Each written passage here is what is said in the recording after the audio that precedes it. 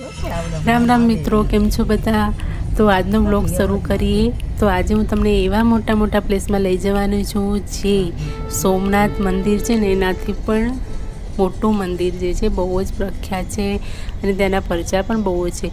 આ છે સિદ્ધેશ્વરી માતાનું મંદિર જે રસ્તામાં આવે છે, વિસનગર પહેલાં આવે છે. કડા ગામ છે અને એ ગામમાં સિદ્ધેશ્વરી માતાનું બહુ જ પરચા છે અને પૂનમના દિવસે અહીંયા મેળો ભરાય છે. લગભગ દર રવિવારે પણ મેળો તો ભરાતો જ હોય છે, પણ પૂનમના મોટો મેળો હોય છે. તો દોસ્તો ચલો આપણે નીકળીએ અને બન્યા રહેજો વ્લોગ પર કે હું તમને કયા સ્થળે લઈ જાઉં છું. અને જો તમે મેળો ક્યારેય ના જોયો હોય તો તમે આ વ્લોગમાં તમને મેળો જોવા મળશે કે મેળામાં શું શું હોય છે, કેટલી વસ્તુ હોય છે અને કેવી મજા પડે છે. તો રોડ પરથી જ મેં શૂટ કર્યું છે, તમે જોઈ લો.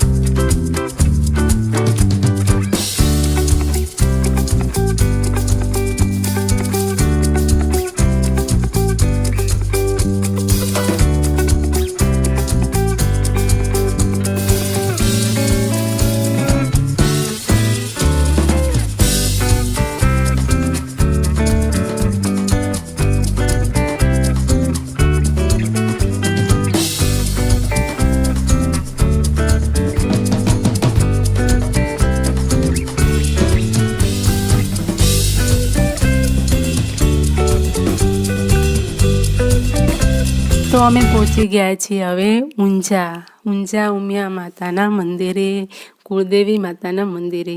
ત્યાં અમારે મેઇન તો અમારે ત્યાં જ જવાનું હતું. તો પહેલાં ઉમિયા માના દર્શન કરી લઈએ.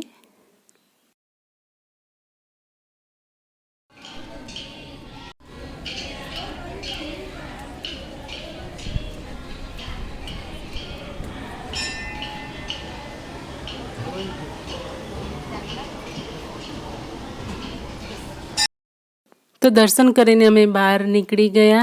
બહાર થોડી ઘણી વસ્તુ લેવી હતી તો, અને ખાસ તો અમારે ઉમિયા મંત્રનું જે આવે છે એ લેવું હતું, પણ ક્યાંય મળતું નહોતું. જો કદાચ આજે મળી જાય તો ઠીક છે.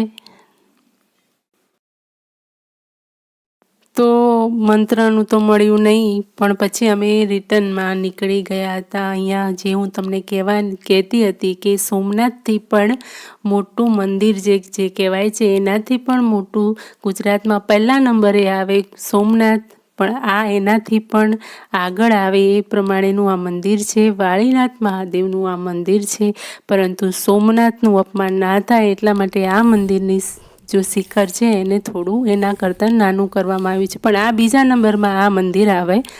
તો એક વખત આ મંદિરની તમે મુલાકાત જરૂરથી લેજો. વાળીનાથ મંદિર છે, બહુ જ મોટું છે. ત્યાંનું જગ્યા આગળ છે એ પણ બહુ જ વિશાળ જગ્યા છે. આજુબાજુ ગાર્ડન બની રહ્યા છે, બધું ચાલુ છે. મંદિરનું બાંધકામ લગભગ પૂરું થઈ ગયું છે, પણ બહારનું ઘણું ખરું બાકી છે. પણ બહુ જ મોટું મંદિર અને બહુ જ સરસ મંદિર છે. તમે આ સાઈડ આવો તો એક વખત આની મુલાકાત તો જરૂરથી લેજો. સોમનાથ મંદિર જો તમે ના જોયું તો તમે આ મંદિર જોઈ લો, સોમનાથના દર્શન થઈ જશે.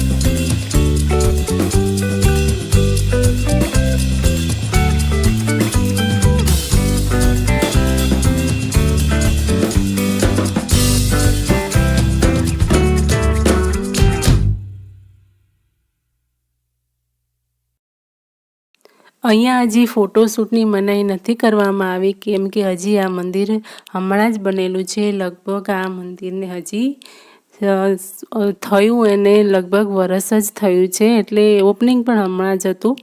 એટલે અહીંયા એ બધી છૂટ જ છે. હા, પણ ધીરે ધીરે અહીંયા આ પણ બંધ થઈ જશે. એના પહેલાં તમે એક વખત જરૂરથી આવી જજો અને ફોટોશૂટ કરવું હોય તો પણ કરી લેજો.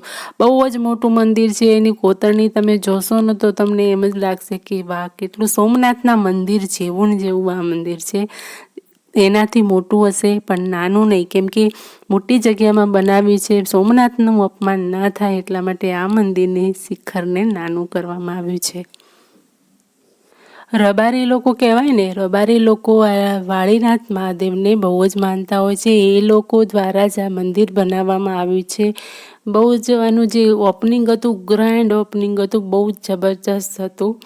એ વખતે અમે આવી નહોતા શક્યા, પણ અમે જોયું તો હતું જ કે કઈ રીતે અહીંયા કરે છે, કેમ કે અમે કોઈ પ્રસંગમાં અટવાયેલા હતા. તો તમને હું આ મંદિર પૂરેપૂરું બતાવીશ કે સાઈડમાં કેટલું બાંધકામ બાકી છે. તમે જોઈ શકો છો ઘણું બધું બાકી છે, પણ મંદિર તો પૂરેપૂરું થઈ ગયું છે. અને ઉપર મંદિરની ઉપર પણ અંદર લાઇટિંગ એવી રીતે કરવામાં આવી છે. પીઓપી જેવું જ કરેલું છે, પણ તમને લાગે નહીં કે પીઓપી છે, કોતરણી જેવું જ લાગે. બહુ જ સરસ મંદિર છે.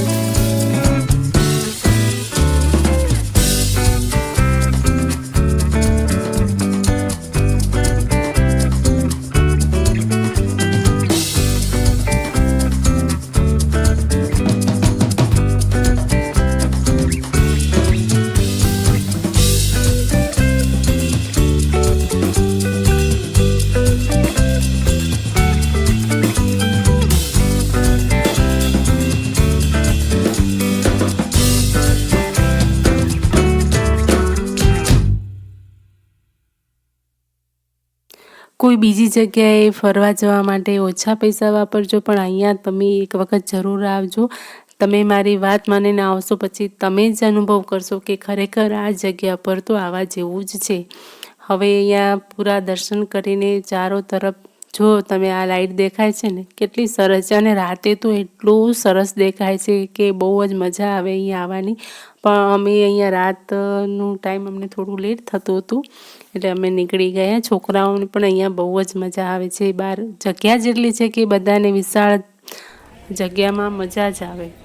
જગ્યા એટલા માટે આ છે કેમ કે અહીંયા જેમ આ મંદિર પ્રચલિત થશે એવી જ રીતે અહીંયા બધું પાર્કિંગની વ્યવસ્થા, હા ના બધું, એટલી જગ્યા તો હોય જ. ગણપતિનું મંદિર છે, હનુમાન છે, ઉમિયા, બધું અહીંયા બહારની સાઈડે નાના નાના મંદિર પણ બનાવેલા છે.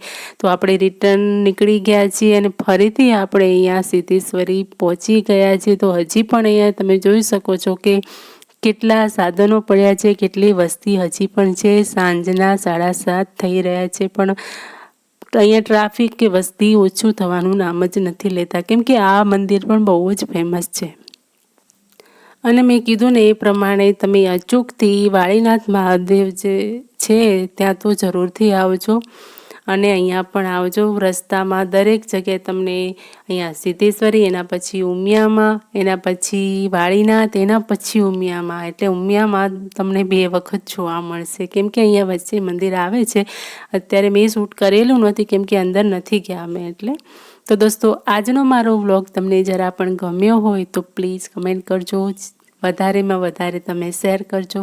મારી ચેનલ પર તમે જો નવા હો તો ચેનલને સબસ્ક્રાઈબ કરજો અને બેલ આઇકન પર પ્રેસ કરવાનું ભૂલતા નહીં, જેથી પ્રેસ કરશો તો મારો વિડીયો સૌથી પહેલાં તમને મળશે, એની નોટિફિકેશન તમને મળશે, જેથી તમે મારો વિડીયો મિસ નહીં કરી શકો, તરત જ જોવા મળશે। તો ચલો મળીએ નવા બ્લોગમાં, નવા કોઈ પ્લેસ સાથે અથવા તો કોઈ ઘરના અનુભવ સાથે। ત્યાં સુધી તમને બધાને હર હર મહાદેવ।